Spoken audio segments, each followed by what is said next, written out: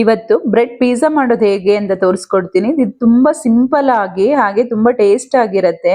ಇದು ಮಕ್ಕಳಿಗಷ್ಟೇನೆ ಅಲ್ದೇನೆ ದೊಡ್ಡವರು ಕೂಡ ತುಂಬಾ ಇಷ್ಟಪಟ್ಟು ತಿಂತಾರೆ. ಅವರ ಲಂಚ್ ಬಾಕ್ಸ್ ಕೂಡ ತುಂಬಾನೇ ಚೆನ್ನಾಗಿರತ್ತೆ. ತುಂಬಾ ಸಿಂಪಲ್ ಆಗಿ ಕೂಡ ಇದೆ, ತುಂಬಾ ಟೇಸ್ಟ್ ಕೂಡ ಇರತ್ತೆ. ನೋಡಿ, ಬ್ರೆಡ್ ಪಿಜ್ಜಾ ಮಾಡೋಕೆ ಬ್ರೆಡ್ ತಗೊಂಡಿದ್ದೀನಿ.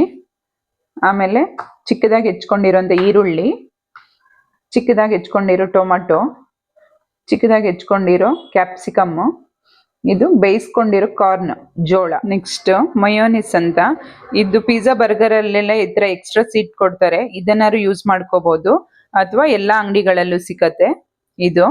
ನೆಕ್ಸ್ಟ್ ಬಟರ್, ಇದು ಟೊಮೆಟೊ ಕೆಚಪ್ ಅಥವಾ ಪಿಜ್ಜಾ ಕೆಚಪ್ ಅಂತಲೂ ಸಿಕ್ಕತ್ತೆ, ಅದನ್ನ ಬೇಕಾದ್ರೆ ಯೂಸ್ ಮಾಡ್ಕೋಬಹುದು. ಎಲ್ಲಾ ಅಂಗಡಿಗಳಲ್ಲೂ ನಮಗೆ ಸಿಕ್ಕೋದು ಟೊಮೆಟೊ ಕೆಚಪ್, ಅದನ್ನ ಕೂಡ ಯೂಸ್ ಮಾಡ್ಕೋಬಹುದು. Next cheese. ಆಮೇಲೆ ಇದು ಆಪ್ಷನಲ್, ನಮಗೆ ಪಿಜ್ಜಾ ಬರ್ಗರ್ ಆರ್ಡರ್ ಮಾಡಿದಾಗ ಸಿಕ್ಕತ್ತಲ್ವಾ ಸೀಟ್ಗಳು ಎಕ್ಸ್ಟ್ರಾ, ಚಿಲ್ಲಿ ಫ್ಲೆಕ್ಸ್ಗಳು, ಆಮೇಲೆ ಹರ್ಬ್ಸ್ ಒಂದು ಸೀಟ್ಗಳು, ಅದನ್ನು ಯೂಸ್ ಮಾಡಿದ್ರೆ ಫ್ಲೇವರ್ ಚೆನ್ನಾಗಿರತ್ತೆ. ಇದೊಂದು ಇದ್ರೆ ಯೂಸ್ ಮಾಡ್ಕೋಬಹುದು, ಇಲ್ಲ ಅಂದ್ರೆ ಇಲ್ಲ. ಈ ಚೀಸ್ನ ಈ ತರ ತುರ್ಕೋಬೇಕು, ಚಿಕ್ಕದಾಗಿ ತುರ್ಕೊಂಡು ಸೈಡಿಗೆ ಇಟ್ಕೊಳ್ಳಿ. ಇದನ್ನ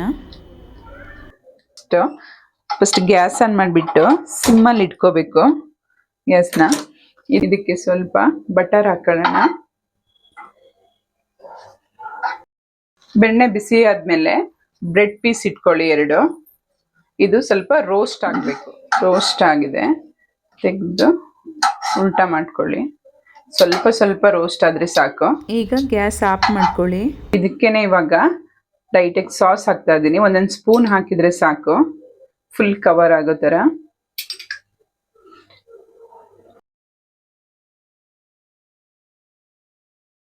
ಚೀಸು ತುರಿದಿರೋದು,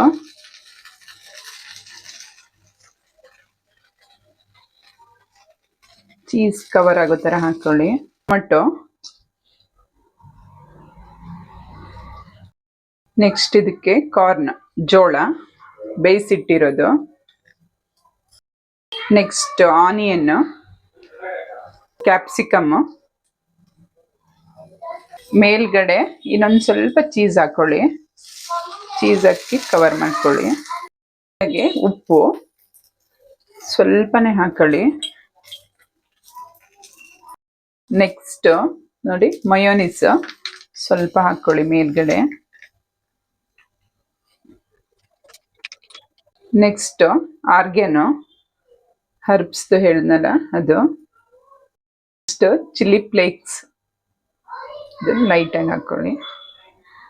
ಇವಾಗ ಗ್ಯಾಸನ್ನ ಸಿಮ್ಮಲ್ಲಿ ಇಟ್ಬಿಟ್ಟು ಲಿಡ್ ಕ್ಲೋಸ್ ಮಾಡಿ ಇಡಿ 2 ರಿಂದ 3 ನಿಮಿಷ. 2 ನಿಮಿಷ ಆಗಿದೆ. ಮೇಲ್ಗಡೆ ಹಾಕಿರೋ ಚೀಸ್ ಎಲ್ಲ ಲೈಟಾಗಿ ಮೆಲ್ಟ್ ಆಗಿದೆ. ನೋಡಿ, ತುಂಬ ಟೇಸ್ಟ್ ಆಗಿರತ್ತೆ. ಟ್ರೈ ಮಾಡಿ, ಮಕ್ಕಳಿಗಂತೂ ತುಂಬ ಇಷ್ಟಪಟ್ಟು ತಿಂತಾರೆ ಇದನ್ನು. ಈ ರೆಸಿಪಿ ಇಷ್ಟ ಆದರೆ ಪ್ಲೀಸ್ ಒಂದು ಲೈಕ್ ಮಾಡಿ, ಹಾಗೆ ಕಮೆಂಟ್ ಬಾಕ್ಸಲ್ಲಿ ಹೇಗಿತ್ತು ಅಂತ ತಿಳಿಸಿ. ಯಾರೆಲ್ಲ ಸಬ್ಸ್ಕ್ರೈಬ್ ಮಾಡದೆ ನನ್ನ ವಿಡಿಯೋ ನೋಡ್ತಿದ್ದೀರಾ ಪ್ಲೀಸ್ ಸಬ್ಸ್ಕ್ರೈಬ್ ಮಾಡಿ ನೋಡಿ. Thank you.